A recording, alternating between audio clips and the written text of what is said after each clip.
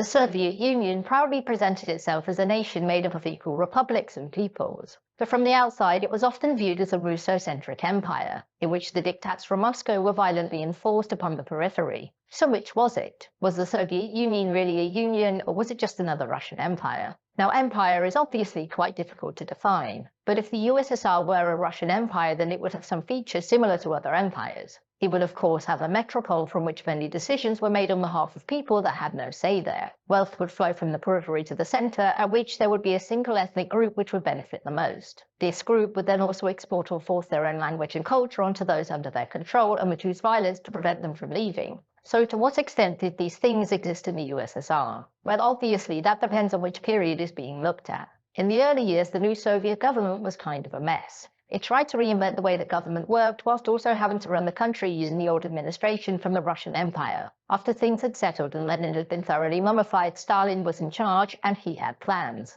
Now, Stalin considered himself an expert on ethnicity and culture within the USSR, and so he sought to head off any potential upsets. He himself was Georgian, but that didn't mean that he was opposed to the centrality of the Russian people and language within the USSR. Lenin had previously ordered that local languages be taught across the country, whereas Stalin wanted to make sure that Russian was still the central language of communism. The idea being that local identities were fine, but a collective identity was needed and would be created through the teaching of Russian. In terms of economics, the USSR was fairly even-handed when it came to things like infrastructure. Things like factories were often built outside of Russia proper, which brought a lot of money and jobs to the regions around. Furthermore, the internal borders of the USSR were often adjusted along ethnic lines, which led to Russia losing territory to its sister socialist republics. In terms of how much freedom the non-Russian governments had, it was mixed. Now, obviously, everyone was subject to the same Stalinist repression. However, if a leader of a republic was a close friend with Stalin, then they would give them much more individual freedom of how to run the place. If Stalin didn't like you, oh boy. And he didn't really like the Baltic states. These three had been independent for over 20 years by the time the USSR annexed them, and to put it bluntly, they weren't happy with this new arrangement. As such, Stalin made sure to relocate Russians to the Baltics to make sure that there was always a population loyal to Moscow. A similar story applied to the territories Moscow gained from Poland in 1945.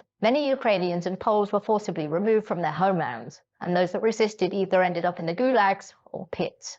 So did running a country centered in Russia benefit Russia and the Russians? Well, yes, depending on where in Russia you were exactly. For many of those living across Russia, especially the East, their lives weren't that much better than those living in, say, Georgia or Belarus. Wages were based on what sector you worked in, but for the most part, those that lived in Moscow or Leningrad were much better off. And this was the case across most of the life of the USSR. Whilst Russia held greater prestige at the center of the USSR, its people lived similar lives to those in the rest of the country. For many of those who lived outside of Russia, the USSR certainly felt like a Russian empire, but the beneficiaries of this empire weren't the Russian ethnicity, but those who lived in major cities all across the Soviet Union.